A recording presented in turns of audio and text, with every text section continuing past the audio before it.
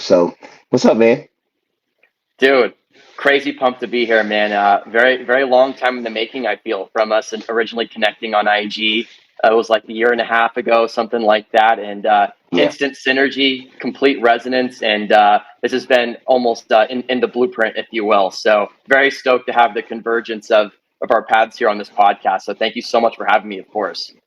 Yeah, I'm super excited too because, like you said, I think that I was listening to one of your TikToks the other day, and you said something that really resonated with me, and it was just about the timing of concerning ourselves with what something's going to be, where it's going, always having to be in the know, and I think that this was proof in the pudding. If as they say in the country, right?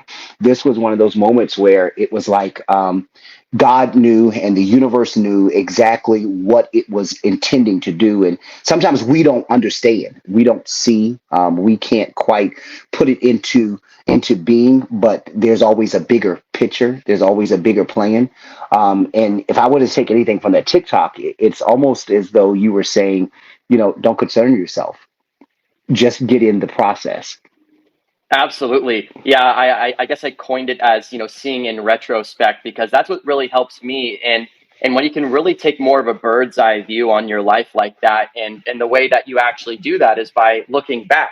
And then you can see Yeah. the blueprint of, as I was saying in that video you're referencing, it's everything that went well, that went poorly, every person that you quote unquote lost, every door that was shut, and how that contributes to where you are now. And for me, especially the gratitude I have for every, face value bad thing that happened has made me just exponentially more of a self aware, stronger, more wise person and has gotten me into a reality I couldn't have ever guessed. And so in that light of seeing in retrospect, if you can see how everything divinely lined up into this larger blueprint, then in that headspace, then you're able to, in the present moment, much more easily cope knowing and more so releasing that white knuckle control we have over Yeah. Yeah. reality. We want to grasp it so hard, but really it's never going to end, the uncertainty, because we can't control things by and large beyond what's in our scope of control.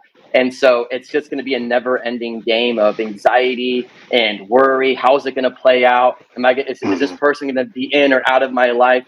And things like that. But when you can look backwards and understand it always points you to a better direction, a higher summit, and a better place, then you're able to release a lot more in the present, understanding, hey, I don't know exactly how it's playing out, but based on the proof of my life and how things go, I can see that retrospectively and understand that whatever this is that may not be super desirable in the moment is going to lead me to a better place. And just walking with that perspective is something really helps me.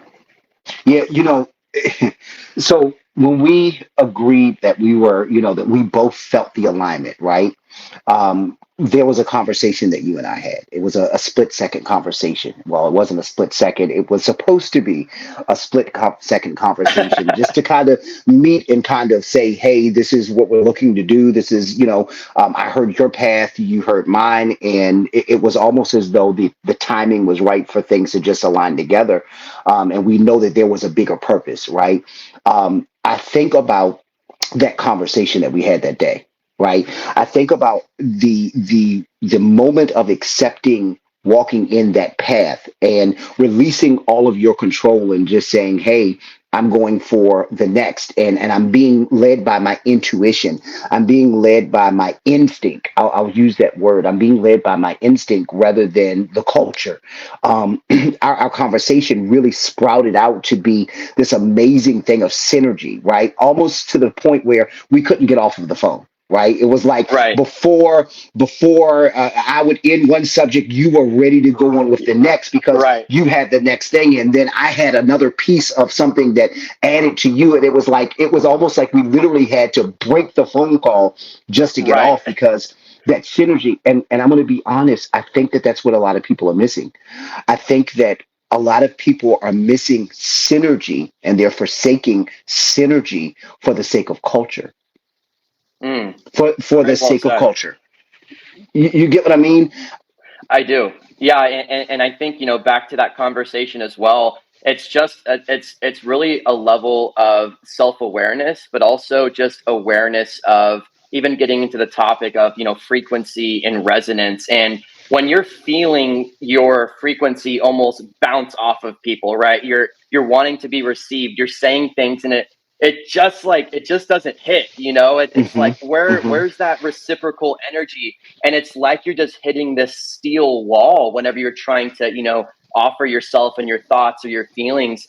And it's just important to, listen to that and understand that you're intuitively, we're all, in a soup of frequency, and we're electromagnetic beings, which gets into, my whole Yep, passions of yep, yep. connecting science and spirituality, right? Which is really Hmm. pertinent, but really understanding there's real frequency at play here. You're really operating at a certain resonant frequency. And just like magnets, right? When you have opposing magnets, you try to push them together, they're just going to constantly resist. They'll never connect. But when you have magnets that are actually on the right magnetic charge, or I should say on the right wavelength, right? It's gonna snap together, right? So Hmm. it's understanding. We're looking at, as above, so below, and not just looking at magnets, but looking at Hmm. ourselves as magnets in a way. Where it's like if there's just this resistance where you just can't make that connection, there's a real incongruency in frequency, and what's happening is people that are in that lower vibrational state, it's a frequency of operating in more of the egoic realm, right, where they're more controlled by mind, by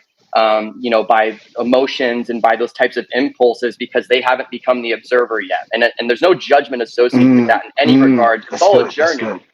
It's all a Hmm. journey that we're all on here. But at the end of the day, what's happening is, like we talked about it. It's like you're a radio signal that's hitting them, and it's bouncing off. It's like it's blocking your signal, almost like your signal's getting jammed, because there's an egoic wall where people that are in those sorts of lower frequencies, who haven't gotten to that level of self-awareness, dissolved, the fears, traumas, prides, all these different Hmm. aspects, right? And those are the barriers. I view people almost like, you view like an image, and it's like really blurry, right? That's like the maximum egoic level. Like there's this front, but there's always something there. Everyone has a true higher self that's there, and this the proportion of dissolution of ego is the proportion to which that'll come through and emanate. So the Hmm. people that you just talk to them, like you and I, it's real. There's nothing Hmm. else involved besides pure resonance, consciousness, mutual respect, and love. And that's why it's just a magnet and frequency state. And what happens is the egoic sort of impulses, what happens is there's that blurriness. You're not really talking to the person. There's some sensory wall. And as people go through this journey of this dissolution, this, enlightenment, if you will, and they actually focus on that dissolution and generating self-awareness and amending traumas and restructuring their life and relationships in this whole, process, that picture becomes clear. The blurriness starts to go away, and you start to see the outline of the face. And then Hmm. as you get further and further in that process, it's just the face, and your true self has merged with your real self here, and you just are your higher self operating in that 100% transparency with opacity at 0%. So it's a process of recognizing that this really is a frequency state that's bouncing, and you're sensing that, and to really understand that you have to listen. You're like a radar, like a submarine Yeah, going yeah, boop, boop, yeah, boop, yeah. and you gotta listen to that and understand when it's bouncing. All you can do is not control people, because only you can control your life and your path and yourself. And those who aren't as far along in their journey, no judgment, but it's something where they can't intersect with yours, and pull you back into those frequencies. So that was a big rip right there, but that's how I feel about that sort of No, dynamic. I think that is an example once again of what happened, right? I think that when we walk according to the rhythm for our life, when we walk according to receiving those intakes that you talked about, when we walk as according to sending out signals and receiving the signals that are on the same frequency, right? I think that things naturally just start to kind of implode from the inside. And the reason why, like if I'm talking to you now, it's like there have been so many limited moments where that has happened. There's buildup, right? There's, Right. I need to connect with someone on the same frequency with me, because there are things that I've got to get into this earth that I won't Hmm. get into this earth until I connect with the right person. Now, with that being said, what I've recognized in my life when we talk about not seeing people clearly, when we talk about the cloudiness or the distortion, I'll use that word, right? When we talk about the distortion, one of my major delays in life has been trying to force a person to be able to allow me to see clearly, right? And I've spent a lot of time trying to figure out circumstances and situations. I've spent a lot of time trying to make something clearer that the unclarity was basically a sign for me to say, okay, that's not it. But because of, I'm going to say because of culture, and I use that term loosely, but I'll say because of culture, because of the things that I've been influenced to believe, right? And mine Hmm. is, hey, you're getting to a certain age now, you're getting to a certain place now, you should be at this level. So let's start forcing stuff to fit with inside of the box that you've created. Mm, Let's start forcing stuff to fit with inside because you don't have a lot of time, right? right. That's how I joined in. Where do you feel in your journey? Where do you feel that you've gotten stuck before? Man, yeah, that's a great question, and I also just want to kind of double down on that whole process of, I think this idea that there's this one blueprint to life, right? And I think that's where a lot of the pressures come from, and it's more so a product of the programming of the general population of Yeah. exactly how you need to live your life, which is projected onto you as an individual. It's less so, I think, people individually being upset with what you're doing, but more so you're diverting from what they've been programmed as the one way you've got to live life. Like, and for example, it's, you get to a certain age, you go to college, Yep. you get your job, and then you start investing in your 401k. And then, you get married at a certain time for sure. And then, once you reach 65, you retire, you're done working. And now you take social security, and that's when you get to be free. And Hmm. that's just been this generational blueprint that's been passed down to us. And I think that's just why this process of deprogramming, which is the first part of my accelerator I want to launch later, is it's almost like going through like a car wash. You got to go through these different steps, right? And the first step is to identify what thoughts aren't mine, right? What are Ah, what are good, what are good. right? What are things that I don't want to do, but I feel like I should do? And why do I feel that way? Well, it's because of everything your parents have told you since you were literally in theta frequency as a young child, absorbing information, exactly how you got to live your life, exactly what to do, exactly, how you should, build and live your life in the future. And by media, by government, by big pharma, like you're not in control of your health. It's a pill, and so on and Hmm. so forth, right? And then you just get the end result is this blueprint of this is what it is to be a person in 2024, and this is how you have to live life. And so I think really in that process of dissolution, you realize that we're just in this, this space rock that's been around for billions of years, hundreds of millions of, Homo sapiens or most recent humans. We've had long evolutionary lineage, and there's been Hmm. civilizations before, and there's going to be civilizations after, and we're so confined by the matrix of mind and this pseudo comfort reality we live in, where we think it's like this godlike structure, like Hmm. government, like, big corporate, all these things that, control our reality and world. And when you can you deprogram and step outside those structures, what you uncover is unlimited possibilities. You truly you see life as a sandbox, is where I've become. And it's like, why do I have to do anything at all Hmm. anyone's way? Why Hmm. don't I just keep doing exactly what I intuitively feel like doing, and build that and see how it pans out? And that only is possible with zero influence from outside sources. Is because when you're influenced by those who, tell you what you should do, what they think you should do, and how to live your life, that's what kicks you off your path, kicks you off your dharma. But if the Hmm. more you can become resilient and impenetrable to those outside energies, once you become so whole in yourself where you don't need the external stimuli to validate what you're doing, and it truly just comes from within your purpose, that's when you lock into the path, and then everything else follows. So yeah, I think everyone should really evaluate what percentage of their life are things they want to do versus they feel like are things that they should or have to do, and really take inventory there. Okay, so that's one point. What percentage of your life are you actually being controlled versus what percentage of your life are you in control with what's for you. I think that's a good point. Um, you spoke on something that really made my mind run, right? You talked about the social constructs, and you talked about the cultural constructs, right? You talked about constructs and how they operate is they basically are so intertwined into the fiber of who we are that it's almost virtually impossible to begin to tear those down unless you're on a pursuit to tear them down, and then you're trying to identify all of the bits and pieces of how it's intertwined into your life and what that looks like for me. And I'm going to talk about me for just 1 second. So Sure. when I try to pull down the constructs, because I knew that what I was seeing when I talked about when you talk about the Social Security and the American dream, I'll use that term, right? When we Sure. talk about the American dream, I started looking at how does that really work? What does it look like when I see older people that aren't able to afford things that they once were? When I see you're working until you're old, and then you've got just a little bit of time where you're actually relaxing and resting, and Right. even in that, you're not actually relaxing and resting because you're on fixed income, right?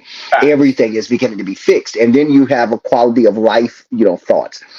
But I realized that's not what I wanted, right? That wasn't the life that was for me. Hmm. Now, how was that life fed to me? It was fed to me through religion. It was Mm. fed to me through my parents, right? So the whole construct was constructed based on something that is almost virtually impossible to tear down, and that's a religious structure, right? Now, when I begin to kind of step outside of quote unquote the traditional religion, and I stepped into spirituality, and I stepped into, and when I say spirituality, I know that that makes a lot of people kind of say, oh, what are you walking away from God? No, not walking away from God. I just now understand who God is. I understand what God is. Mm. I understand on a higher level of consciousness than just seeing him inside of four walls of a church, right? Absolutely. So once I began to tear that down, I realized that there were so many systems that were set up in place that I still had to tear down the perception. I still had to tear down, well, what is this person going to think? Because I know this Right. person thinks about even the statement I just made just now Right. about stepping away from religion and stepping into spirituality. That is a signal. Hey, wait a minute. You've got some people out there that Hmm. they only believe this way. You don't want to be offensive, or you don't want them to not like you. You get what I'm saying? And so I do. there 100%. becomes, yeah, there becomes this wall that you have to virtually tear down. And I think that we're always tempted and tested with, hey, I think it's time for you to tear this wall down because there's something beyond this wall. But what's in front of that wall, it looks like it's so you're so afraid to get beyond it Right. that I think that fear is naturally used as a stronghold. And I'm going to use that word stronghold because a stronghold is something that is mentally gratified. It's mentally holding you down. It's a fortified force that it's almost diabolical. You can't figure out how to undo it or how to pull it apart because everything in your life is so connected to it, right? But Right. when we talk about that, I think that for me, and from what it sounds like from you, there were constructs that were in place that really limited. And I think that there are a lot of people right now that would watch whenever they're watching this, right? That Hmm. right now they're in this place of I've got these constructs. I've got to do this by this time. I've got to have this by this time. I think about some of my best friends right now. Right, they're in their 30s. They're in their mid 30s, and they haven't been married. They don't have kids, and so their mind is programmed telling them, "I need to be married right now. I need to go after this right now." And so what happens is they go on this very hard pursuit to find someone, and in Hmm. that pursuit to find someone, they hurt people. They damage relationships. They Right. destroy their own self-confidence because they're comparing themselves to those that are around them and where they are, as opposed to understanding My journey is my journey. The path Hmm. for me is completely my path. And as long as I'm trying to fit within that cultural norm or that religious norm or that corporate, I will even say corporate norm, For right? sure, no As doubt. long, yeah, as long as I'm trying to fit with inside of that, I'm actually limiting my possibilities. And I think that what happens is once your possibilities become limited, you become angry. Hence the Hmm. reason why you'll find a lot of people that are not married that are really angry. And they won't say that they're angry, right? Because they don't really necessarily know that there's anger. But I think that that anger is rooted in disappointment. Man, I'm writing a couple things down because you hit it so hard on the nail so hard on the head there, man. Couple things. Firstly, is like the limitlessness. It's funny you say that because I make a joke to my best friend, and I say, I'm always just seeking this limitless possibilities reality, right? And it's this constant game of just day in and day out, whether it's short term things you can do immediately, like a relationship, or the long term thing, like even a career aspect that takes more time and dedication. It's just the daily inching closer to a state of reality that can be unlimited, and peeling back those layers. Because as you said, I'm the most frustrated when my possibilities are limited because it takes the magic out of life. When your life is predictable, when you wake up in the morning and it's going to be this at 8 and this at noon and this at 5, and I'm going to go to sleep and I'm going to do it again, and a quarter from now I'll be making the exact same amount of money doing the exact same Mm, thing. Maybe a year from now I might be in a different seat, maybe in the company, kind hmm of, but my income is pretty much the same. So what happens is in that state of limited possibilities, our soul dies. It withers like a flower. That just starts, the petals just start falling off, because we as beings of creativity, of passion, of purpose, when you close that spigot, you basically close off the doorway to your higher self, your true self, and you just become this operating program mind that's literally just this rinse and repeat regurgitation of your reality, caught in some strong language, but some slave system, which is what I really believe the way the corporatocracy is set up. That might maybe trigger some people to some degree, but it's also can be a wake up call, to how what trajectory are you really taking? How much of your life is filled by wonder and inspiration and excitement, and the degree to which you have limited possibilities is the degree to which you're just going to wither away and just become just essentially what I say, just a reactive species. There's nothing coming from you that's creating and building and progressing, and so forth. You're essentially just taking response, stimuli, response, stimuli, response, hmm stimuli, response, and you're hmm just like an automaton. And the life is sucked out of you, and that's what happens, as we all probably have seen, in corporate America, or just general structures, like even potentially religious structures, where you kind of in some senses kind of lose your individuality because you're forced into a mold of how you're supposed to be and do and think. So all structures at large, but that's why it's so important to have the unlimited possibilities and get yourself closer to the reality where your possibilities go from limited to unlimited. And the way you do that is by tapping into purpose. Because when you do start doing things that you love and are passionate about, like I talked about recently, it's like, even if you're a cook, it's a really easy example. It's like all hmm of a sudden you start throwing a little bit of that into your day. You watch a podcast, 1 hour a day. You just watch it, just fire up that spark, get it going, right? And now you're getting more pumped. Now you want to maybe prepare one big meal a week that you want to really go hard at and cook and really practice. And then you're just starting to get that fire. It's just starting to build and build and build. And now all of a sudden it's like, man, I'm gonna start making content. Oh man, what if I start getting brand deals? Oh man, what hmm if this silverware or this dish company wants to sponsor me for putting in my podcast? Oh, hmm and it's like you get into this reality where just anything can happen and your life can change. And it's largely leveraging social media, which is the gift of 2024. Is anyone, and that's my whole thesis on life at this point, is we're in a state where anyone can monetize their purpose and step into that reality of unlimited possibilities. Where will this go? Where will I end up traveling? Who will I meet? What kind of income can I make that will change my hmm life? What opportunity, what person can DM me tomorrow and my life has Tomorrow. changed forever?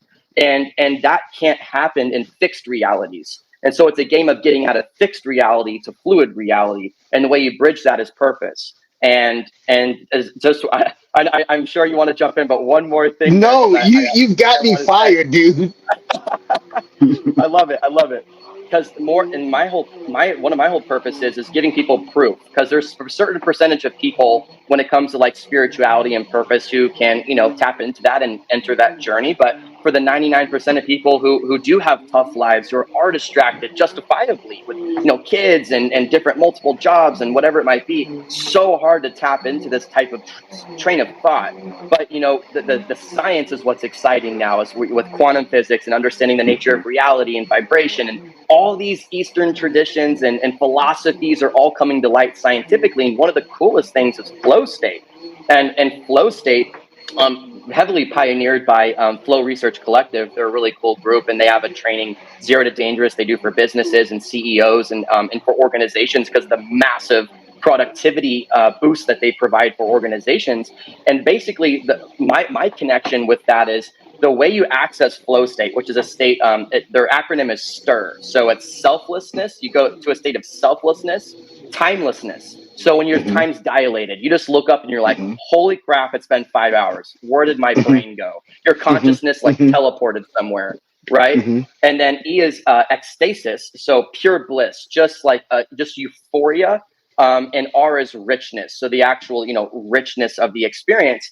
And that only is accessible, that flow state, where you get this hyper computational ability, where you access genius. And that's another thing I believe, why I believe in human potential so much, because every person is a genius. It's just you're not exploring the avenue that unlocks it. And so Hmm. what flow state is says, hey, when you tap into things you are passionate about, and where does passion come from? Purpose. You can't magically be passionate about something. Passion comes from within. Things are almost like hardwired and baked into your soul or your DNA even.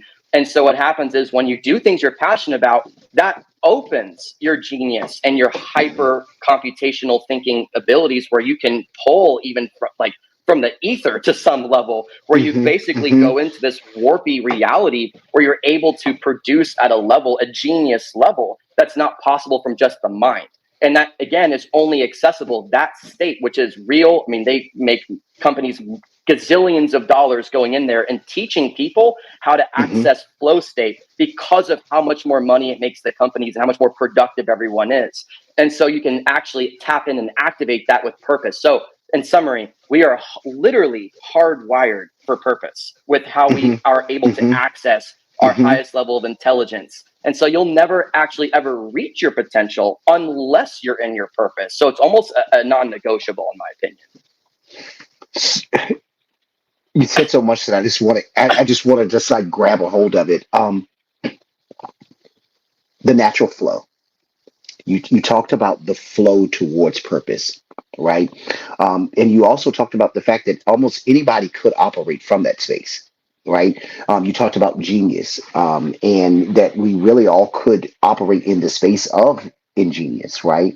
Um, I think that one of the limiting factors, especially in this culture, um, is the distraction.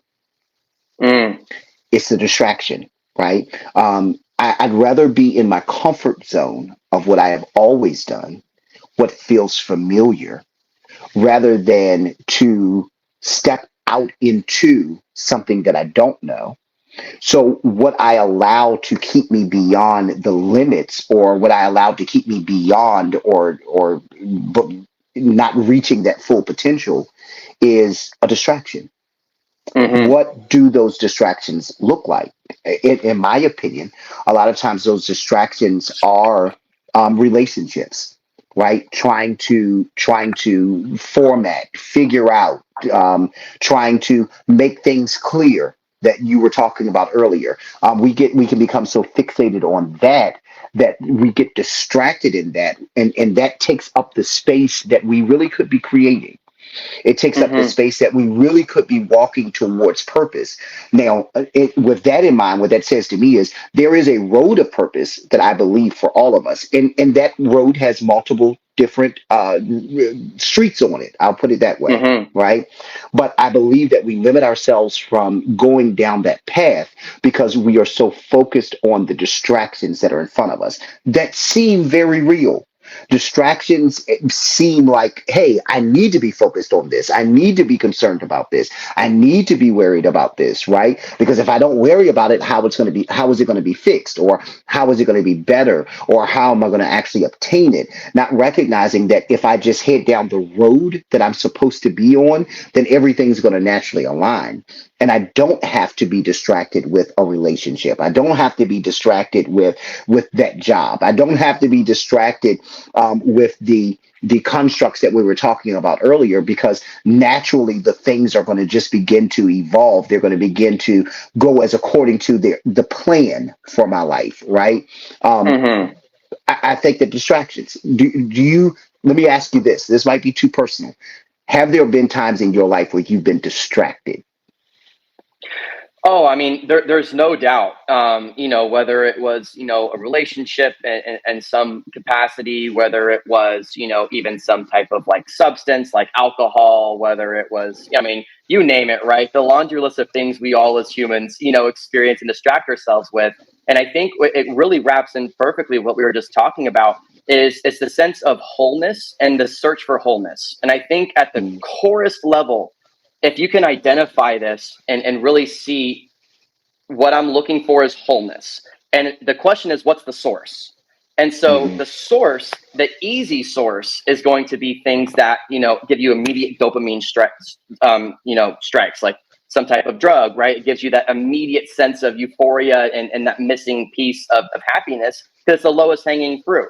Or it can be, some, quick, fling relationship or some or whatever. Pick your poison, right? These are all our poisons and our I should say like the apple, in the garden. Even this is all the don't bite the apple is really just all of these different things that we are here tested with. And it's the journey of this path is learning how to insulate yourselves from those things, and the only way to do that is purpose. Because what you'll find is mhm, when you step into your purpose, everything else pales in comparison in importance. It's what happens is when we're spinning around in circles with no directions, we're just trying to catch the latest fixation, the latest dopamine hit, the latest, the excitement, the latest attention. And all of that is basically this directionless spin around of trying to seek some sense of pleasure out of life. And they're fleeting, they're short sighted, and they are not going to take you to somewhere that removes the need for that. It's just going to be this never ending cycle. What happens when you step into your purpose, which anyone can validate on their own, right? It's like kind of like what I was saying about flow state. It's whenever you're doing something you immensely love, right? And then in that moment, ask yourself, would I do X thing that I use to kind of find, like, cheat wholeness and to give myself some quick satisfaction? And you immediately see how ridiculous it is and how little you'd want to do it because you're so fulfilled in the moment. You're already mhm, fulfilled. And so you're on the top of the Empire State Building, you're looking down on the ground. It's like, that is nothing to the scale of what I'm doing right now, how much I love, how fulfilled and in love with what I'm doing is. So I think really it comes along with purpose. And when you tap into that, you're able to find wholeness in yourself. And once you find wholeness in yourself, you then become insulated from all of those things that can penetrate that energetic barrier of yours. And then you mhm, become impenetrable to what people think, what people do, what people say, what society, to our earlier part, what society tells you, because you're so fulfilled and you're so intuitively, this is what I'm supposed to be doing, this is what I love to do, and nothing else matters. Then you can insulate from everything else and actually make progress until you step into that and create that insulation barrier because you're so filled with purpose and passion. You're just going to be, spinning your gears, getting stuck in the latest trap. So I feel distractions are very real, but I think part of this, spiritual simulation, if you will, this holographic reality that we are all, inhabiting. I think part of that mhm, game is those things supplied here so we can generate that self-awareness, so we can experience the pitfalls and understand how to remove them from our lives, which is how we grow. So I think everything is dual, right? It's always a positive and always a negative. There's always mhm, polarity. And if you can mhm. see everything as constructive, that was there to teach me. That was there to direct me closer to where I need to go. Then you can be grateful for those experiences and amend them and move forward. It's kind of like that TikTok once again that you just posted the other day. And it was very powerful. It was very powerful. By the way, if you're Thank not you. following him on TikTok, please follow him on TikTok. The what's your handle on TikTok? Yeah, no worries. Yeah, just launched the TikTok. It's Jared Bond 333. So JaredBond 333. And there's going to be a link somewhere for all of his information. So make sure that you follow him. Do that for me. So when you talk about just well, you hit on so much, right? And where you what you hit on naturally aligned with where I am. There is a quote that I heard the other day that once you heal, you no longer have a taste for certain things, right? I believe that a lot of people that are being distracted, whether it is by a substance or a relationship or corporate America or whatever it may be, that once you heal, you'll start to lose interest. You'll start to lose, I'll put it this way, you'll start to lose an attraction for those things. Let me give you a Mm, for instance. So someone who is in corporate America that wants to grow corporate America. They have the dangling carrot, right, of the money that is always in front of them. And so they're going to always chase after that money, the position, the power, the elevation, the promotion. They're going to always chase after that, right? Once you heal, and you begin to understand that there's a life outside of that, that there are possibilities outside of that. There'll come this moment in most people's lives where you have to make a decision, and that decision is, hey, do I continue down this path and keep going this direction? Now, a lot of times, what most people can tell you is that when I'm on that path of someone else's dream, I'm losing my own. But not only am I losing my own, but it's disconnecting me from the things that I'm connected to.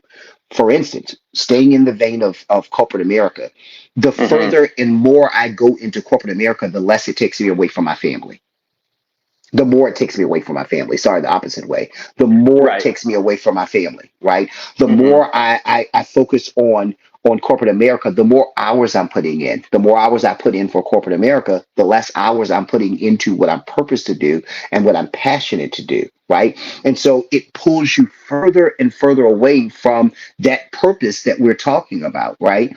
Now, what would you? Let's just say I was a person that you were meeting for the first time, and I shared with you, hey man, I've been following the wrong direction in my life. I've been doing the going after the wrong things in my life. I've been distracted with substance. I've been distracted with relationships. I've been distracted with corporate America, whatever it may be. What would you tell somebody that you wanted to help to guide towards the right path, and knowing that there's fear there? What would you say to them?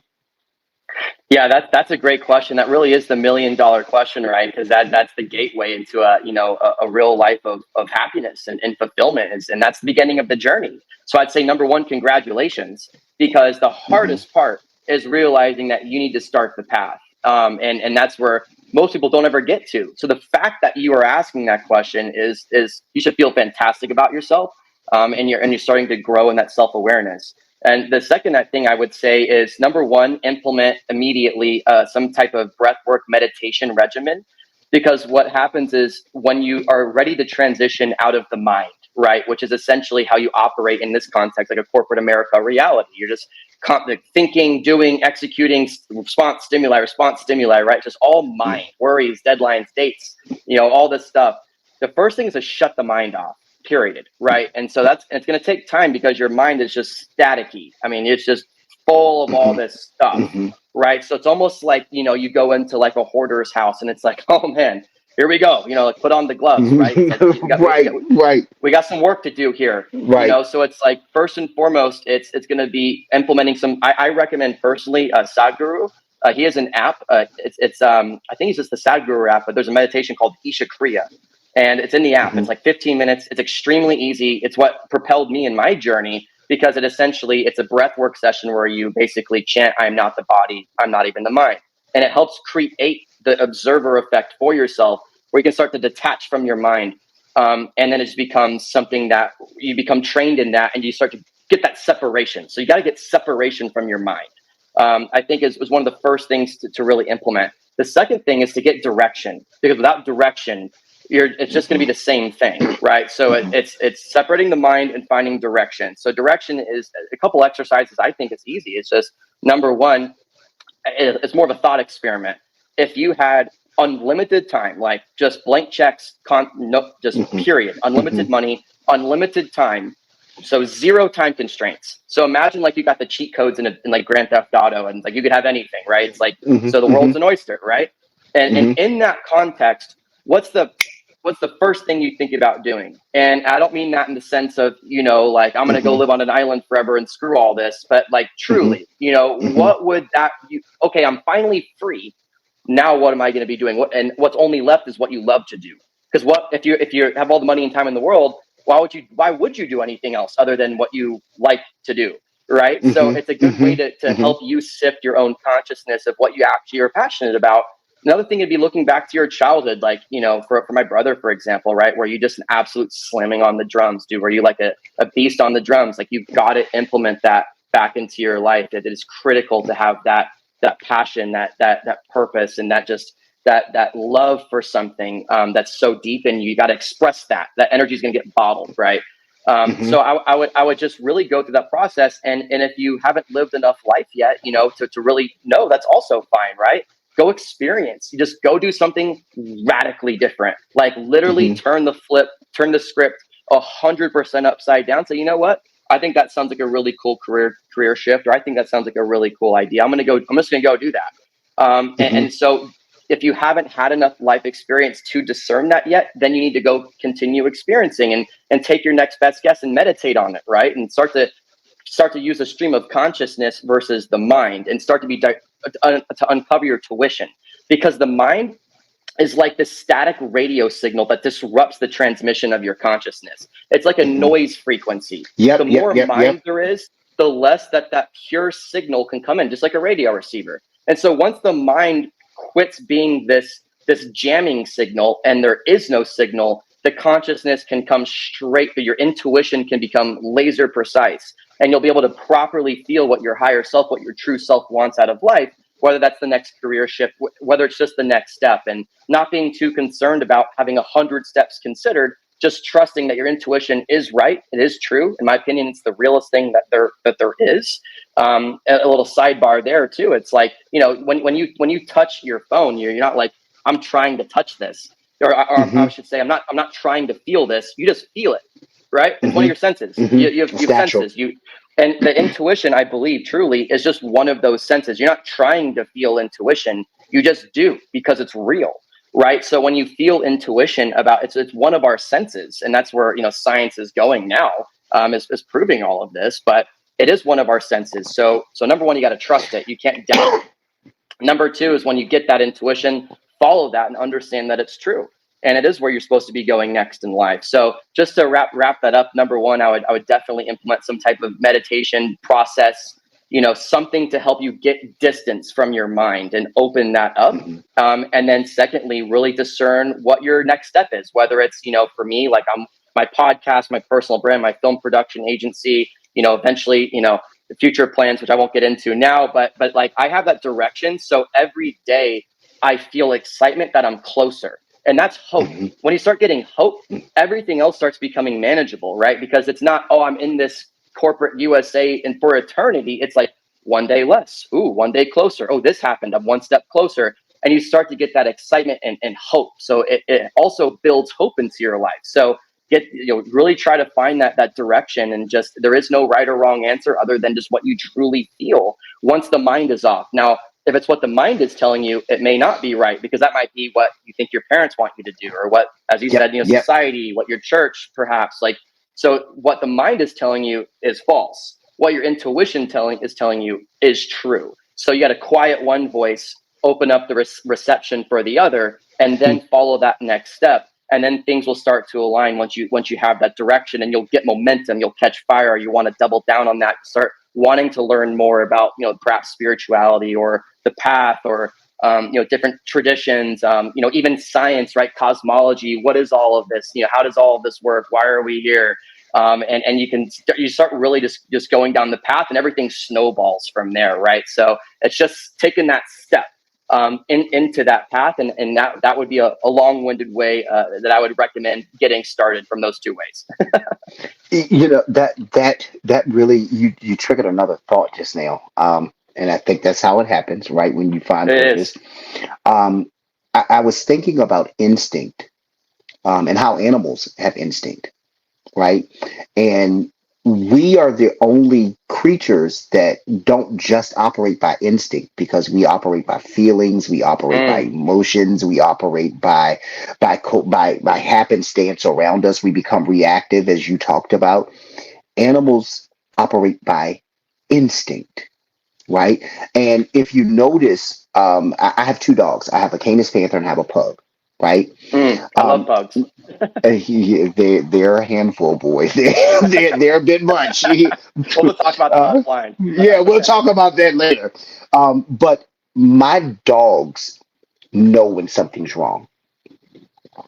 I look at, I'm looking and listening to what's happening around me, or I'll watch a person and I'll just kind of perceive them based on how I feel about them, not necessarily my instinct. But I'll watch how my animals interact with that person, because they have an instinct that is not moved by anything that that person says. It's not moved by what they are dressed like. It isn't moved by what they smell like. It is simply Hmm. moved by what is instinctively being told. Okay, so let's also use bears, right? It doesn't matter what's going on. Bears are going to naturally have an instinct to hibernate. It's an instinct. They just Right. know that this is what I'm supposed to do, right? We look at the sequence of events with the whales and the all of the fish that have come up to shore where they're not supposed to be. There was an instinct telling them that something was wrong. They needed to get away from danger, and so you have all of these fish that are normally swimming deep in the sea, and they're very, very close to the shore because something is happening. We can't see it because we're just looking at, hey, things are just what they are, but Right. they have an instinct to say something's wrong, right? Instinct leads every single thing except for humans. Right. We are the only thing that instinct is not leading, and I think that's why we have so many difficulties in interpersonal relationship, and also finding our goal, finding our vision, finding our purpose, because we are persuaded by so many different outside stimuli. We are persuaded by our own emotions, right? I'll think about this morning. I knew that I needed to go to the gym, right? I had to get there because I'm working on something. I've got a goal in mind, but I didn't feel like it. And my instinct was telling me that I needed to be there, right? So I had to push beyond that feeling. I had to talk myself out of listening to those voices that were saying, "Yeah, you could just lay down here a little bit longer," Right. or the next voice that was like, "Now you got to go and get the pre-workout. You don't know where it is. You got to go find it. You got Right. to, mix it. You don't have enough water. You're gonna have to stop by the store, get some more water." Like, I was literally trying to talk myself out of something that I knew I needed to do, right? And it Right. wasn't based on culture. It was based on my own health goals, the purpose why I'm actually going after it. I think that instinct is something that we have to begin to operate by. I think that instinct is something that's going to lead you towards whatever is purposed or whatever is put inside of you. That instinct. And I think that so many people don't listen to the instinct. I think that we're 100%. afraid to. Yeah. Yeah, very well said. And I think really what can be taken away from that is the fact that animals are 100% present. We are the only ones that can perceive time. And so that's why we're constantly in the past and the future. So we've developed the Wait. ability to Hold on. Wait. Wait. You can't just move that past that. Animals are not they're fully present. They are not controlled by time. They don't even have a watch on their hand. They don't have a clock on their phone. They don't have deadlines that they have to meet. They're fully present. Hmm. 100%. And that's why their intuition is clear, because they're not operating out of some chronology of how life needs to be. it's, as you said, a pure instinctual type of existence. Now, everything is polar, right? So our ability to perceive time is also why we have an empire state building, because we can plan an unbelievable feat of architecture and construction where you need to predict into the future. If we couldn't predict into the future, you could not have, the actual plan to build it out, right? So our Hmm. ability to perceive time is our biggest superpower, but our biggest weakness. There's a metaphysical law of equal and opposites, because there's obviously like Newton's law, where every force or act, what is it? Every action is an equal or opposite That's right. reaction. I Hmm. believe that in a metaphysical realm. So as good as something can be is equally as bad as it can be, and also Absolutely. more towards the middle. So just like our ability to perceive time can just, you look at our civilization today, you look at like Dubai, and you're just like, wow, what humans are Hmm. capable of is, and creativity wise, it's just like, oh my god. But then you have the other aspect, which is this hyper anxiety that people experience on a day-to-day basis, who are caught in these chronologies of past, present, and future, regretting the past, fearing the past repeating itself, feeling bad about the past, still scarred from the past or the future, what might happen, what could happen. And that's a product of our evolutionary psychology being abused by the amount that, or I should say, the amount of information that we have available. So this is kind of another concept as well, is what, think about, let's say, like early hunter gatherers, like what's the most that they might have to predict in the future? Not getting eaten, maybe having fire, Hmm. water, Hmm. perhaps mating. They're predicting like four things maybe for the next day. For us, we're predicting like thousands of things, whether it's an email back, whether it's a meeting, whether it's a massive event in your life, a tiny event in your life where you're going, the next, a meeting in at 10, a meeting at 12, a this, a that, a notification here, a message there.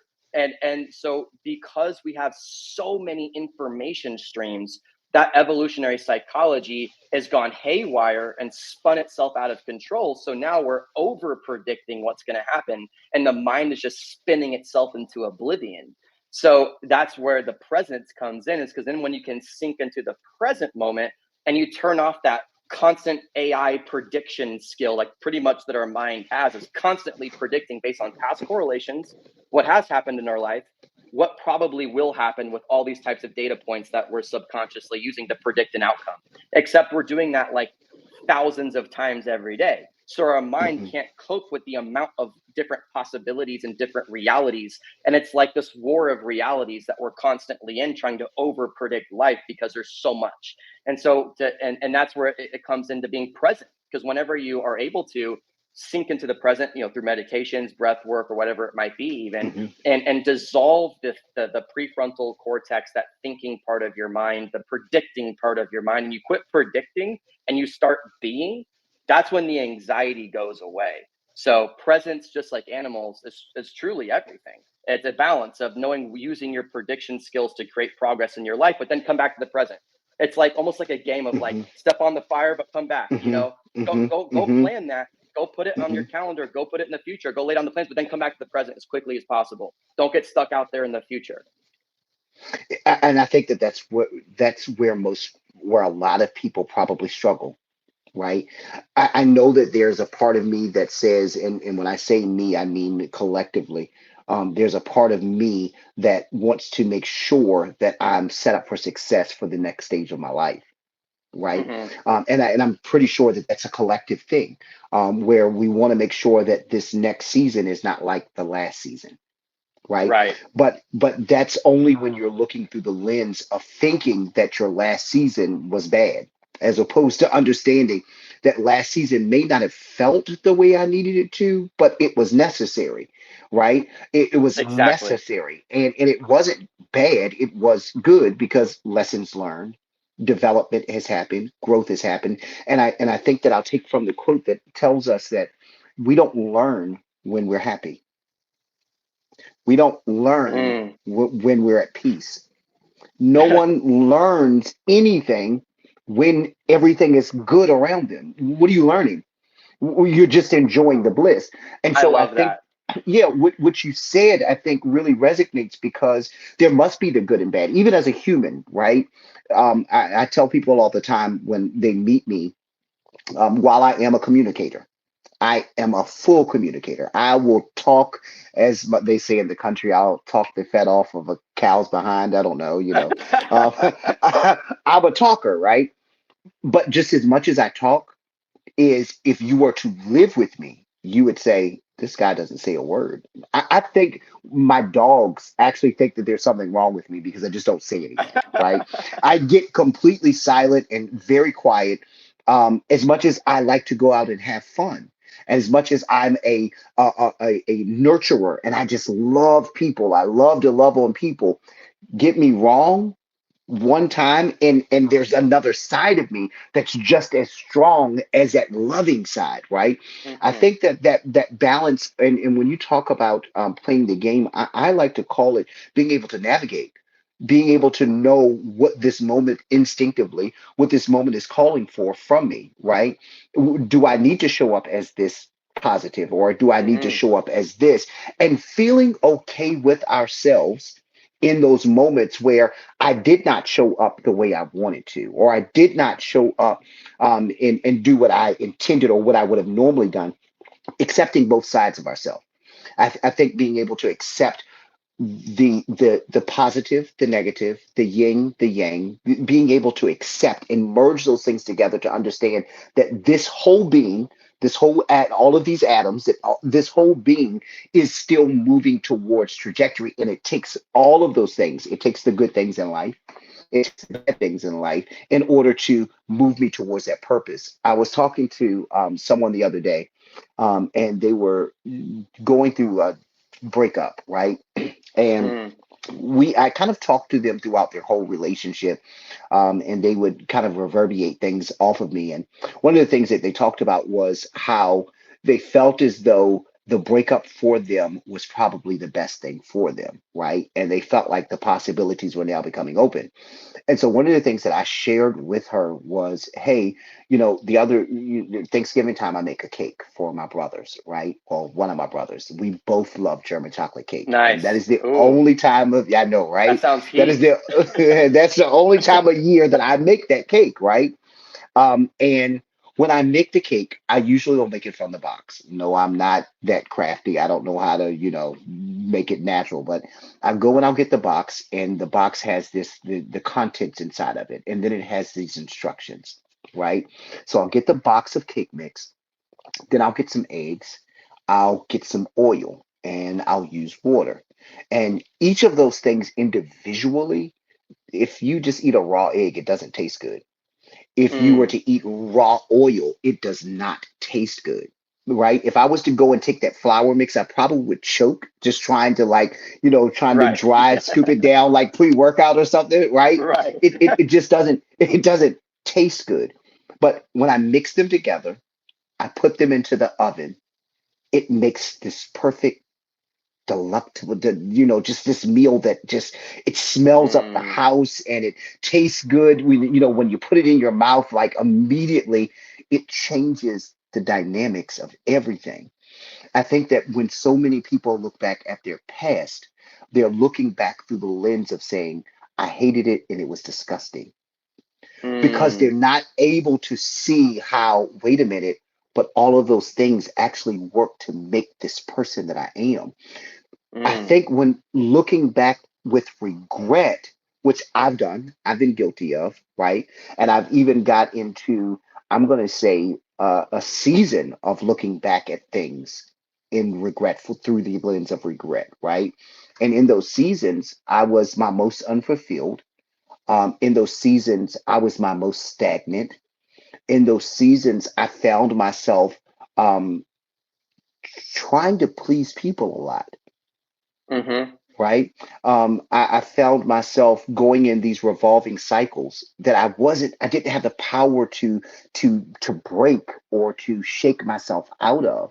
I found myself, I'm going to say, on the verge, if not depression. I'm not going to probably label it depression, but I know it was the onset of it, if that was not it, Right. right? And and things were still going good in my life, but I wasn't able to see them. Things were Right. going so good in my life, but I was not able to actually see the good because I was looking back with so much regret over one thing, right? And I remember my brother had a party for, I think it was 4th of July or one of the holidays not too long ago. No, it wasn't 4th, it was Memorial Day. He had a cookout, right? And he invited a lot of family. And it was maybe, I'm going to say, maybe 10 or 15 of us that came, right? From a list, our family is huge, first off. So it was at Right. least 50 to 60 people that he invited, Wow. and 15 were there, right? And the whole time we were there, he kept saying, I wonder where this person is. I wonder where that person is. I Mm, wonder where this person is. And he would send out a text and he wasn't present. He wasn't right. present because he was more focused on who was not there. He was more focused on, well, why didn't this person text me back? And here, those that had come and those that were there to celebrate with him and to enjoy with him, we Right. were running around putting things together, making sure that, we all had a fun time. We were laughing and joking. And he just wasn't there because Mm, he was kind of thinking about a moment that wasn't present. He was thinking about what he wanted it to be, as opposed to being present to really recognize and celebrate with the family that was there now. Now, what I'll say is, luckily for him, we were family. And so we could just right. call him out. We could just call him out on his crap and, Right. Right. and bring him back around. But I think that when we're talking about purpose and when we're talking about life and having to connect with people that are not as deeply connected as family, I think that sometimes we miss a lot of opportunity to step into our purpose and to step into, I'm going to use the word, the dreams that we've had for ourselves, Right. or to step into the life that was inevitably laid out for us. I think that we miss those moments sometime, or For the sure. operation fully of those moments, because we are more concerned with the time that's not here, or we're more concerned with things that are not here because we lack the ability to be able to control them, you know? Absolutely. Very, very, very well said. And I think that, is right back to the original theme, it's what you just said about the idea of being your consciousness being somewhere else other than here. And it really is beyond just, fulfillment and happiness. Those things are all part of it. It's also tactical, because the more present you are, the more observant you are, and the more you can catch up on clues and steps and things that are being given to you to get you along your path. So it's beyond even the fulfillment aspect. It's like, hey, from like a tactical life progressing standpoint, you need to be present, because imagine like you're investigating, like some sort of like crime scene. I know maybe kind of a bleak example. I don't know where that came from, but but like imagine if like you're just kind of thinking about something that happened yesterday and whatever. You're not going to be nearly as observant and catch that crazy little fingerprint on the back of the doorknob that was the one thing you needed to nail the guy, right? And it's like Mhm. those are the clues that we're given in life by, you want to call it the universe or God or the creator or whatever that energy and source is you're missing, because they come in whispers, they come in that little fingerprint, the back of the doorknob. It's not going to be like this gun sitting on the counter. Here's the guy, this is Mhm. him. You're right. And so the more your consciousness is in other locations, is the more you're missing, and the more caught you're going to be in that reality that you don't like. So I 100% agree, and I think also, there was something else I wanted to say on that. There's so many thoughts going through my head here. Um, I think I was going to also mention about, maybe to cut this part out because I forgot.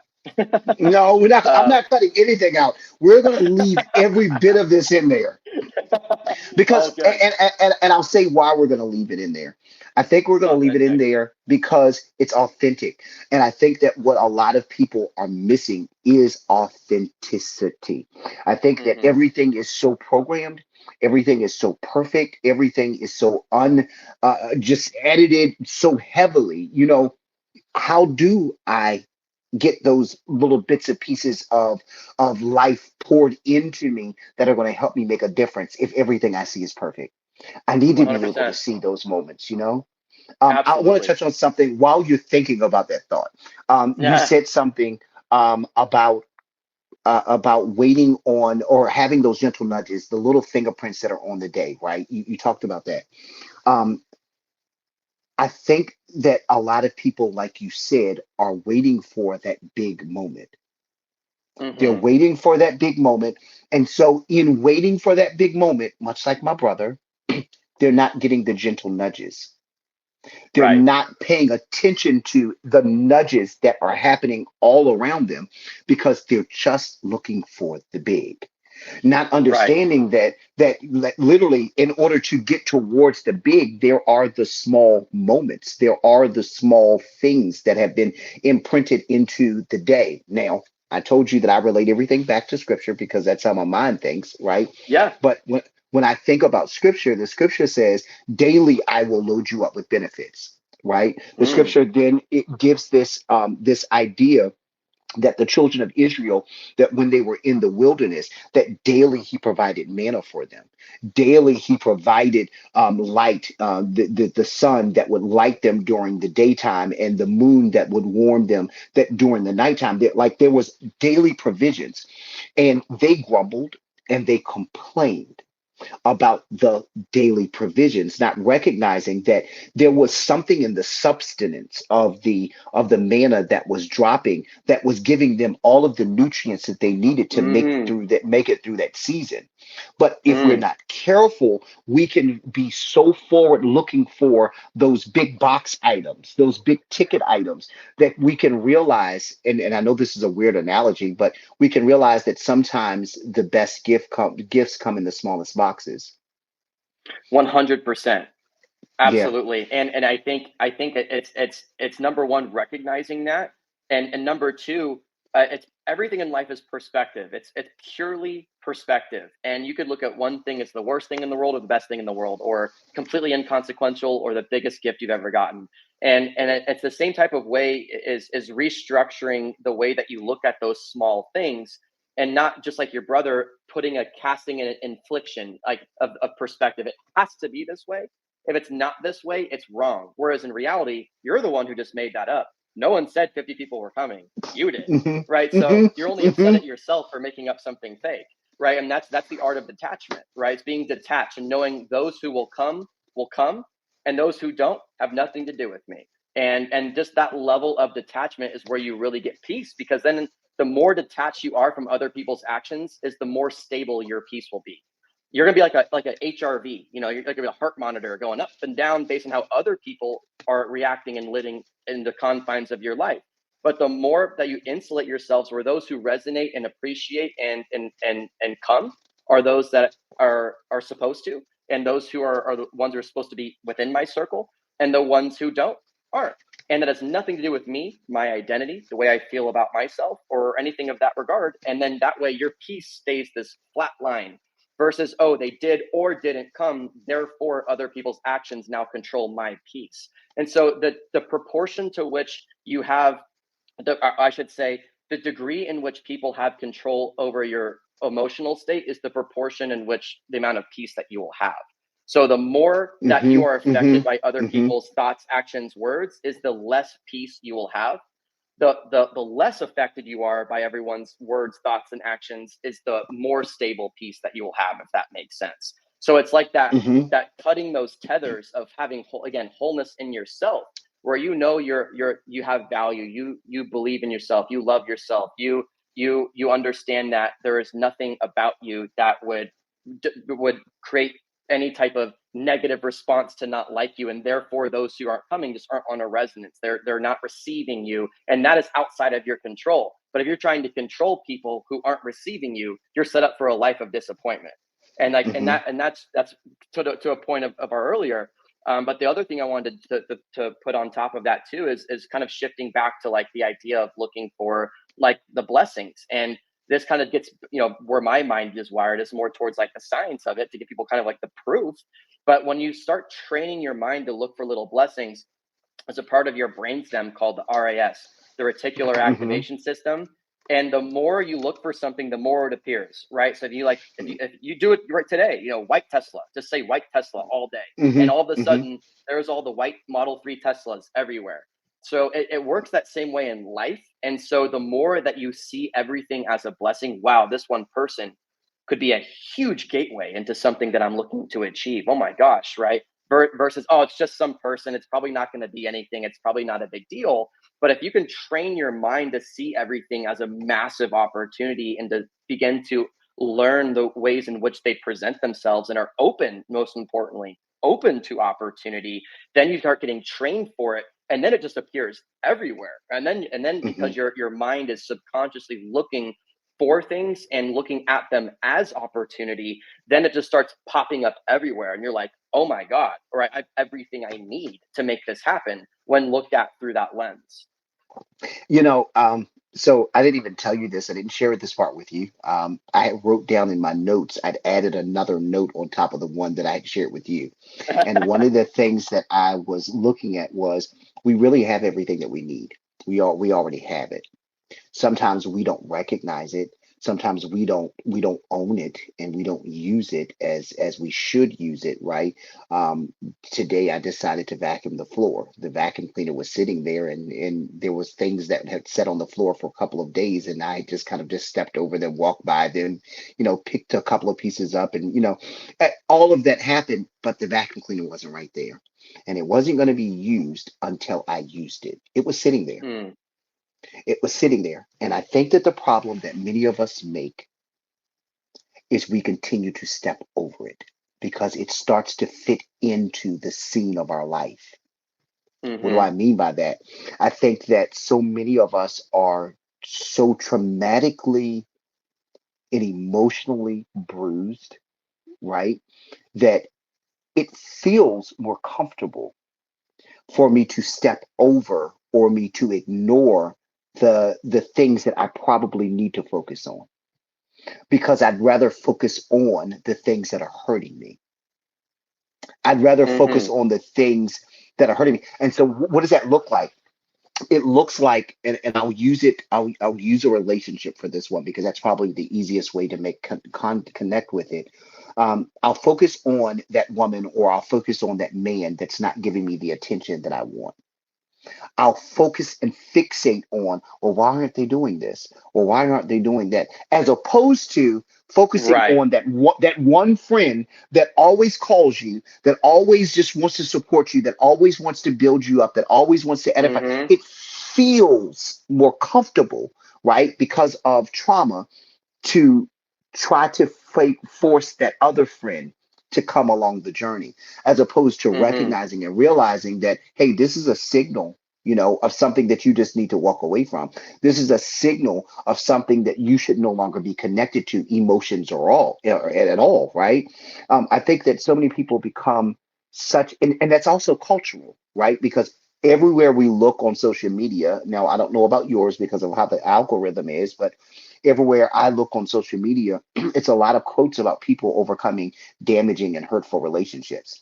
Mhm. And it's giving them quotes to, I'm going to say, to post to get back at their ex, right? Like posts that subliminally tell their ex, this is what you should have done. This is who you should have been. If you had done that, or why don't you just change this way, right? That's all I really see. And I think that Right. there's so much emphasis culturally on let me show them, let me do this for them, let me prove this to them, and Right. all in a form of let me get you back, let me focus on my life. That's like the best cure to everything is focus on me.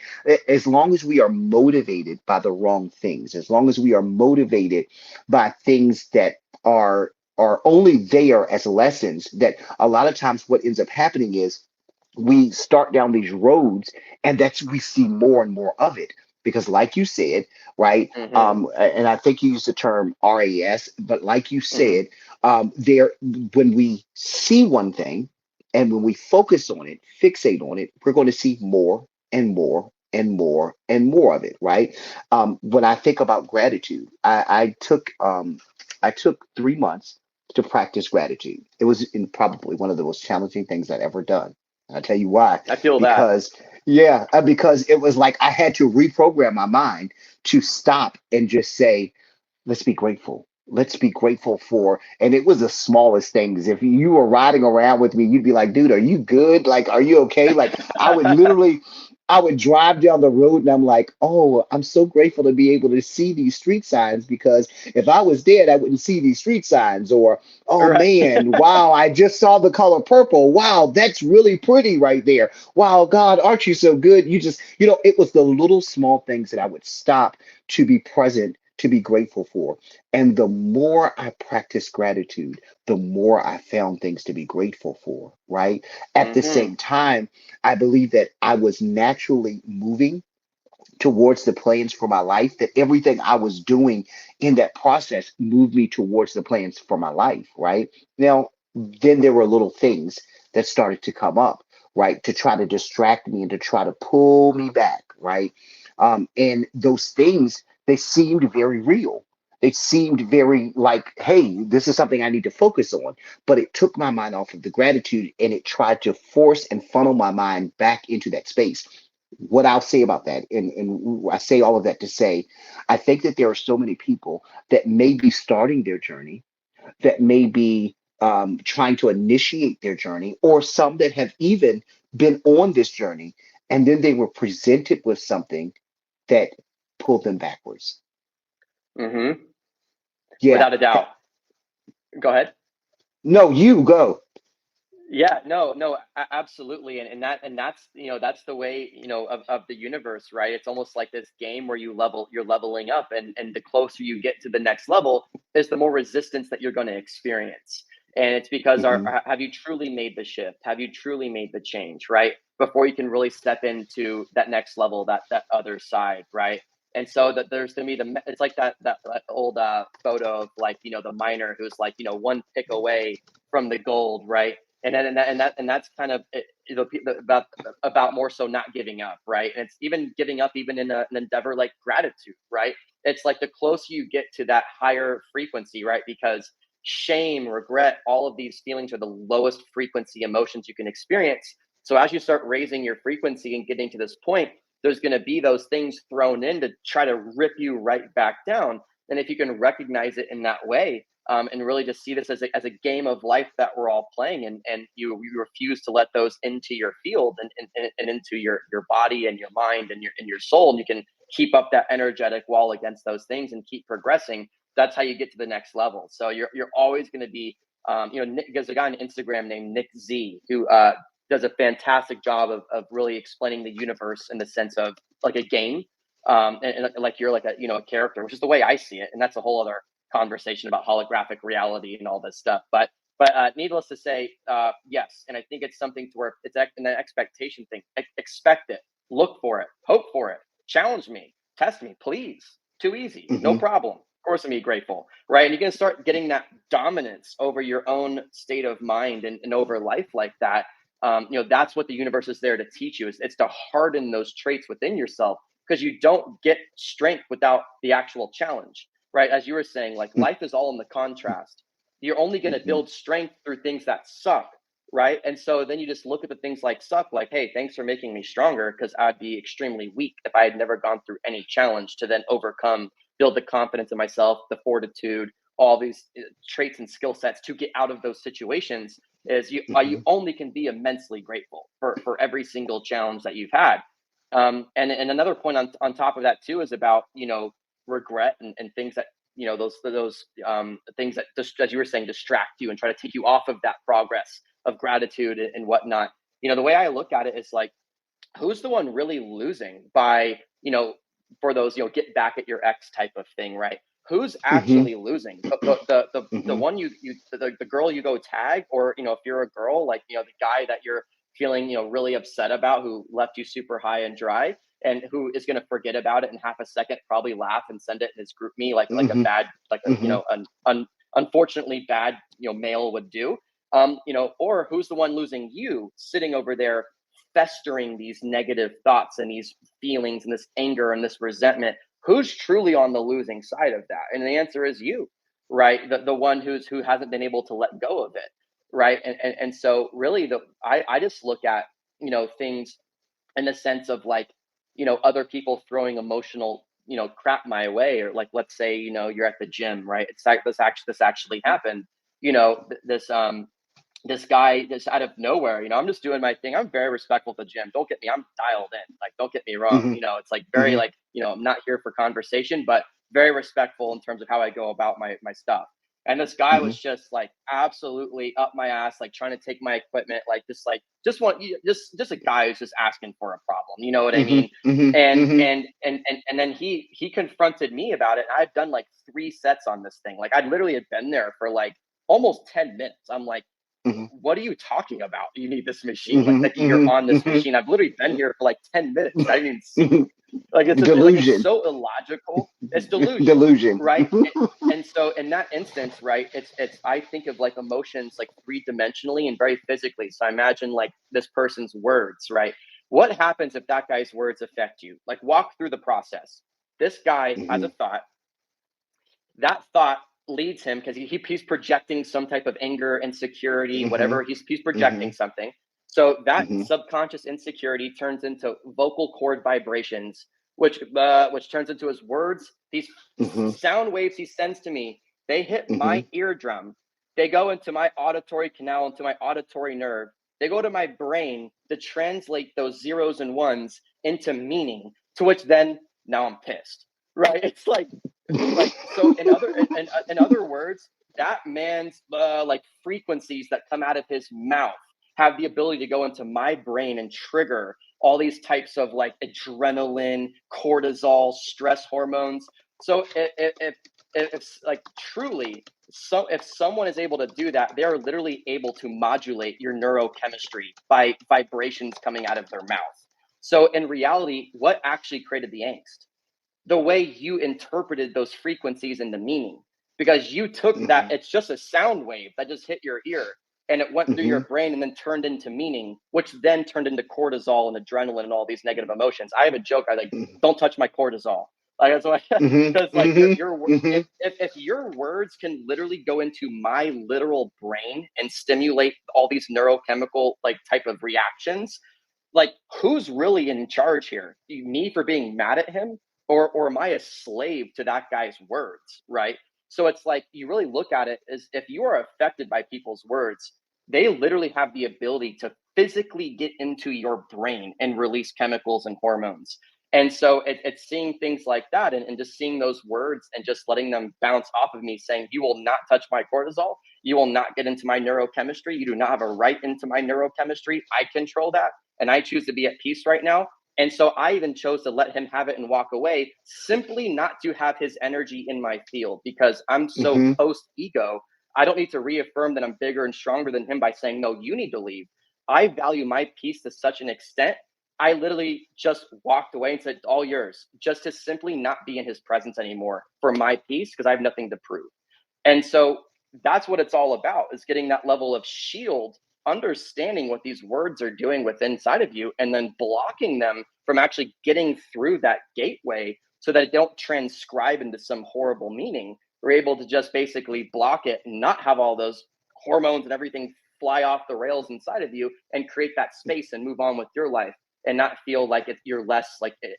And that's why dissolving your ego is really important, because then you can move fluidly like that, nothing to prove, nothing to inflict.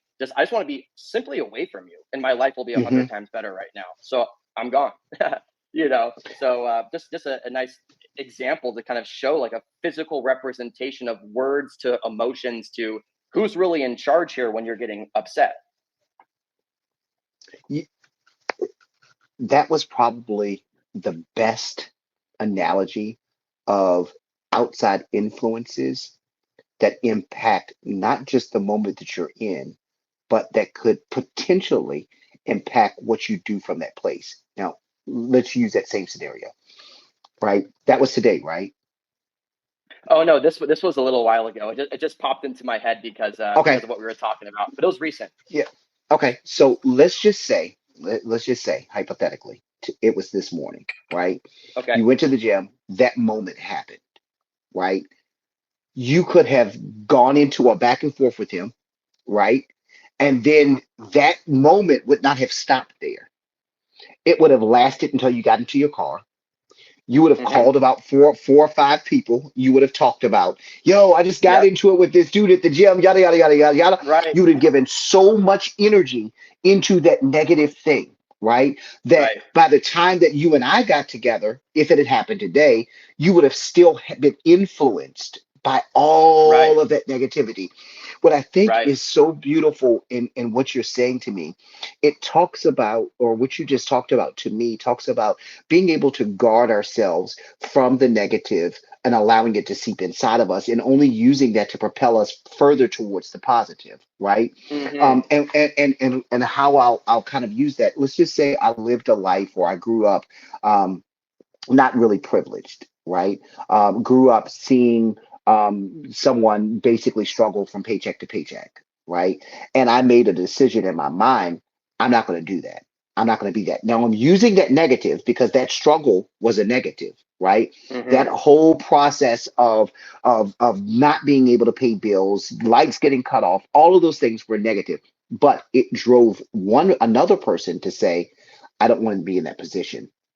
And Mm. so I'm going to use that negative to push me towards the positive changes that I need to make in my life, as opposed to those that say, this is what I saw. I'm going to stay there. This is Mm. what That. happened when I was growing up. I'm going to stay there, right? What you did and what I heard was you were able to say, hey, I'm using this. I don't want to be that person. I don't ever want to be that guy. That's number one. But then two, I'm not going to give this my energy and I'm not going to allow this to seep in. I Zero. think that's, yeah. It's like the reverse of what we talked about earlier of like someone not receiving you and being like bouncing off the signal you're trying to give them. You got to be that way the other way around for low vibrational people. If they're sending a signal to you, you have to be equal as repercussive.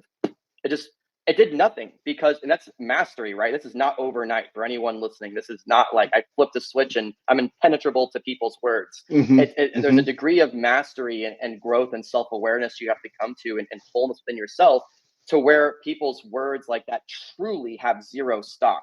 Again, the proportion to which you care about people's perceptions is the proportion of control they have over your life. So if I even had 5% what other people say about me in public is my happiness, then he still would have had 5% effect onto me. But because it's zero, it just like a throwing of like a the ball against the wall and it's dead. It just falls right down, and that was it. And so I can essentially bounce back, and it didn't even get within my emotional circuitry. So it's being able to shield yourself from that and be able to bounce it right back off. Yeah. And so what I take that as, and again, translating this into spirituality, the weapons of our warfare are not carnal, but they are mighty through God to the pulling down of strongholds. If I was to Mm, translate that into scripture, it would be there are always invisible forces that are in operation around us. There are always a invisible forces that are in operation around us consistently. And the way the enemy, which we use, the enemy, with some call him Satan, the devil, whatever you want to call it, the inner me, sure. that inner Right. me that is at war against us will constantly put moments like that in front of us if we're susceptible because Hmm. he knows or it knows this works for you because the moment it stops working, it stops happening. Right. Hmm. The moment now, if now I can't quite say that I'm where you are on that. Right. I haven't, kind of grown up to that place yet. I'm working on it though. I'm getting there. I think you're pretty close. Yeah, I don't know. I'm trying to get there, but you know, um, to someone that may struggle with their temper, to someone that may struggle with their emotions, especially in the gym, right? There's a lot of people that are going in there that are unhealed, and they are trying to force their physical body to get to a better place rather than working on their emotional and their spiritual and their mental self, right?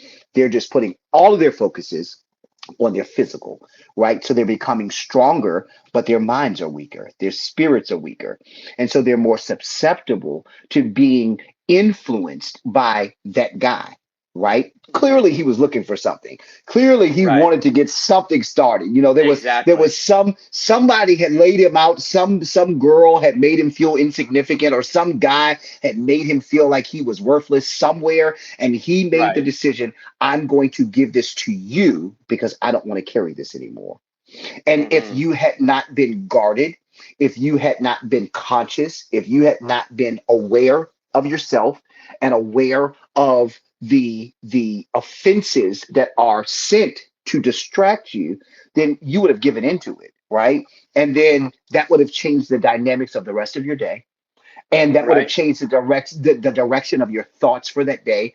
And then you would have been driving down the road saying, well, why did he do that? Well, why did this happen?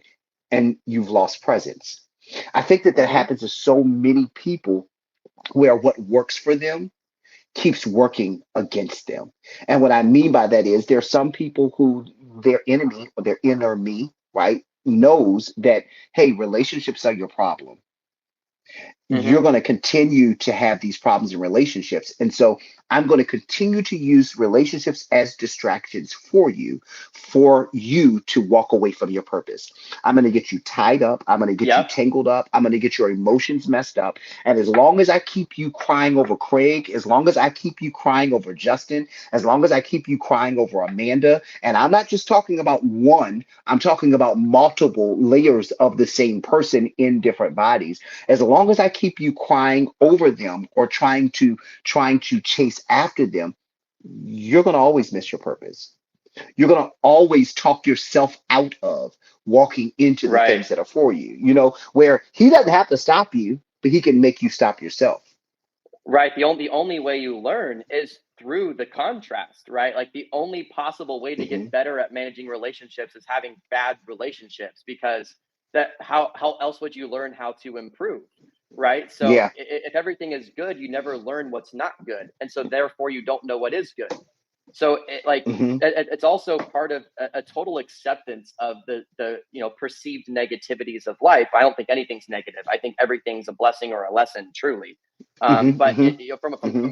from face value, it's understanding that how can you possibly have something that works if you don't know what doesn't work, and how do you know it works if you've never experienced not working? So it's like this idea that in order to there in order for there to be healthy versions of relationships or careers or whatever it might be, you have to experience those things to give you the perspective on what it is you do want or what it is you do need to work on. And those people or those experiences are mirrors to reflect back to you what it is you need to work on so you can progress past that and quit having that be a recurring theme in your life. So, as you said very well, you're going to be, the universe is going to keep throwing these things back to your life over and over and over again. You go, oh, you know, I become codependent in relationships because I lack self worth, right? Or whatever Hmm. it might be. It's like, okay, so what do I do to get that up? What do I need to do to start building that in myself? And what are the practical steps? And then you can start taking down that reality thread, and then all of a sudden you don't feel you need to be codependent because you're like, you know what, I'm the shit. You're lucky to be with me Hmm. in a loving way. Hmm. But it's like when you can Right. increase Right. you increase your internal thermostat, right? It's like a barometer. You got to increase an internal thermostat of leverage and security and worth, to where then when you're standing up on that leverage pedestal of like, you are fortunate to be with me just as I'm fortunate to be with you, but Hmm. nevertheless still fortunate to be with me. And then that codependency goes away, and now you attract a relationship that is congruent with that version of yourself. You're only going to attract that which is congruent. So it's as long as you're in those lower frequencies of fear or insecurities or shame, and you're gonna attract people that feel and operate the same way. As soon as you level up out of that, and now you operate from a space of wholeness and peace and love and acceptance, you're going to then attract those who are in that same space, and then you're going to then have the right relationship. But otherwise you never get to that point. And that's why one of my most recent video edit on my IG, which is what I've focused on launching right now, is my film production agency for my personal brand. And by the way, that is on Instagram. It is at Jared Bond 33. I'm gonna be doing all sorts of like video edits and personal brand stuff. Just getting like my message across through like really cool visual ways to help kind of help these messages land in a different way. And Hmm. one of them was this, mountain running edit, and it starts off, blessed are those who struggle, and That I, was I awesome, by truly the believe way. that. Oh, thank you. Yeah. I appreciate that. Got more coming. Got another one shooting next Tuesday, and we'll be doing this all the time now. So I appreciate the love on that, and I truly believe it, and I feel like I can be a vessel to help land that message better. Because when it comes from someone that you view as doing something grand, taking on their dreams, running this fucking huge mountain, excuse my language, and like to like an Elysium movie soundtrack, you know, it gives the message more credence than just someone sitting Hmm. down. Let's say I just sat down outside in a chair and just said that to you. It's like, so it's almost like a platform to deliver the message, and so blessed are those who struggle. Is just, you are blessed because you are struggling. Given what we just said, these struggles are to forge you into someone better. If you are struggling, God, source, universe wants more out of you. You're expected to be more and to go higher. And Mm. so feel the blessing of the struggle, and embody it and love it. Because when you love the struggle, that's where shit just changes completely. I mean, like, I love it. Like, I've been through so much at this point in business and personal life, financially. I mean, relationships. I mean, I, at the ripe old age of 25, it's almost hard to believe sometimes. But at this point, I'm just like, dude, what else do you got? Because I've just Hmm. been through so much, or it's almost Hmm. just like funny to me. And I'm like, please give it to me, because I just transmute it into self development, and it only propels me further. So I'm like, give me the hardship. And as soon as you can flip that switch and get into that space, that's where shit just starts propelling, because now everything is fuel. Because if every single thing, good or bad, no matter the magnitude, only propel you, it is quite literally impossible to stop you. It's only if you and how you perceive those challenges and obstacles is the degree to which you'll progress, which again brings it back to extreme self ownership. It's what you give attention to. Um, so I'm just a little bit older, not much, just a little bit older, and I can tell you, I lived a very traumatic childhood, and that those experiences kind of matriculated into my adult years, right? And I found myself desiring to be on a path of higher consciousness. I found myself of desiring to want to live a life that was better. But I also found that I was in revolving cycles. At the same time that I found that I was in revolving cycles, I found that the level of consciousness that I operated in always caused me to have to push out of those cycles. It was like I would Mm-hmm. see cycles beginning to end, right? Now, Right. in that process through trial and error, right, in that process of pushing myself or developing skills to get out of each cycle that I was in, I was finding new levels of consciousness for myself, right. Mm-hmm. I found new levels of, oh, I didn't know I could do that. Hindsight. Oh, Right. I didn't know I could survive that. Oh, I can survive Right. that. Oh, I'm stronger than what I thought I was, right? Yeah. Oh, I didn't know I could walk away from that. Oh, as much as I wanted that, how did I walk away from that so easily? I Mm-hmm. found that there was growth and development by me looking hindsight, and kind of saying, hey, there was growth that had happened.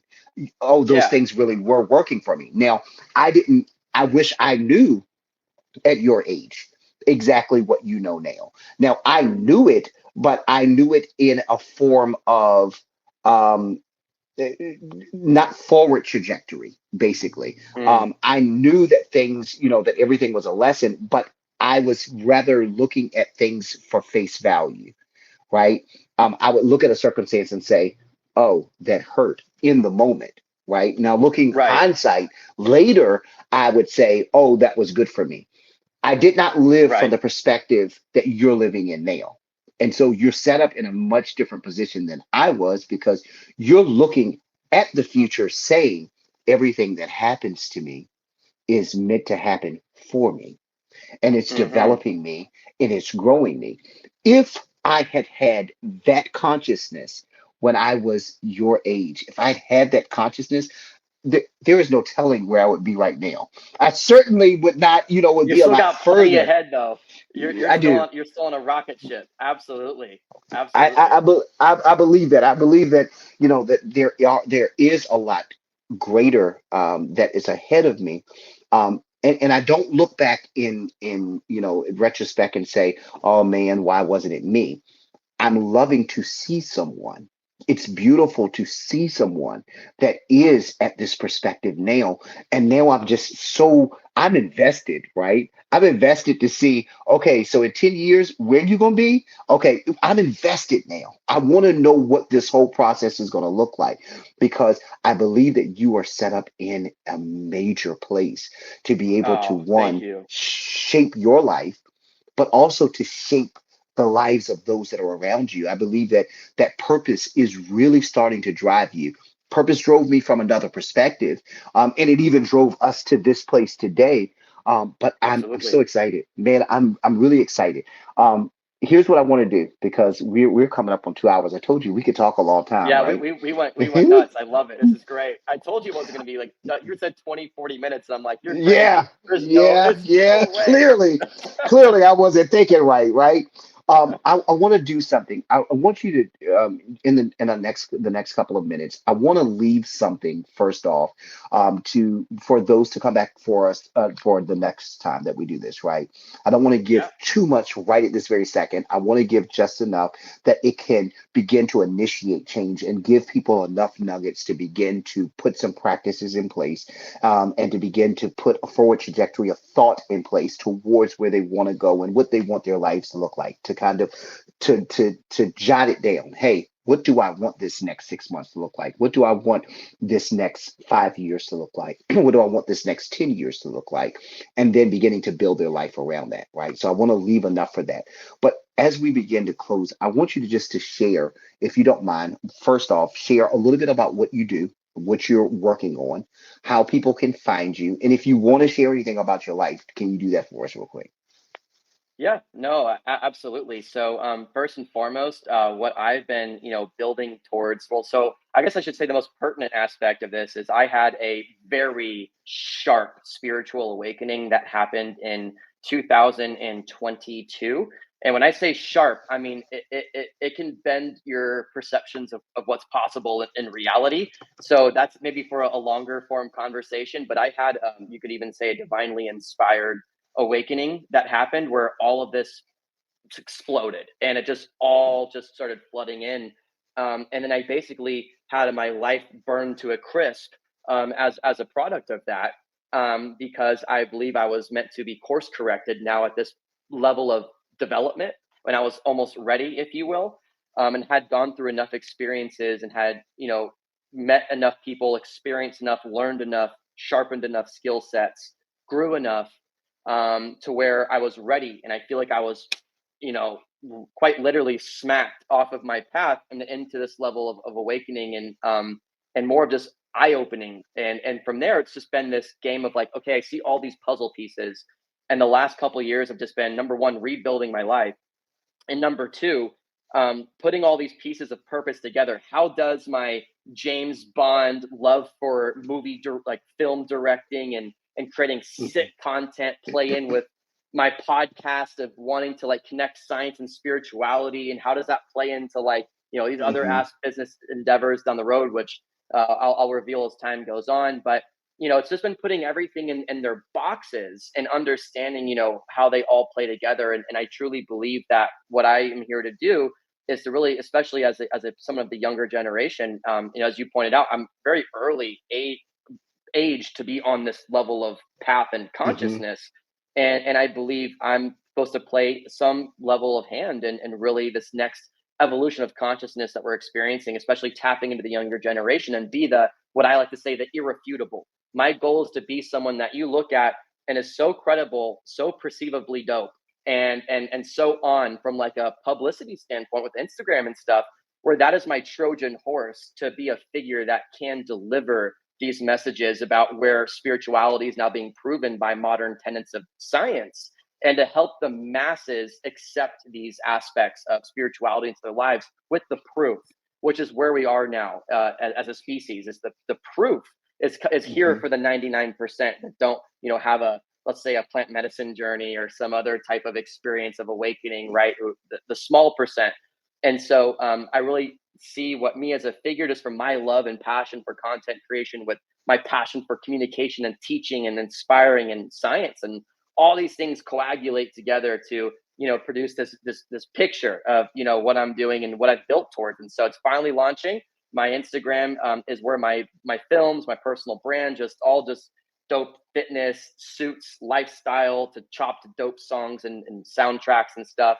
That's my Instagram at Jared, Jared Bond, like James Bond 33.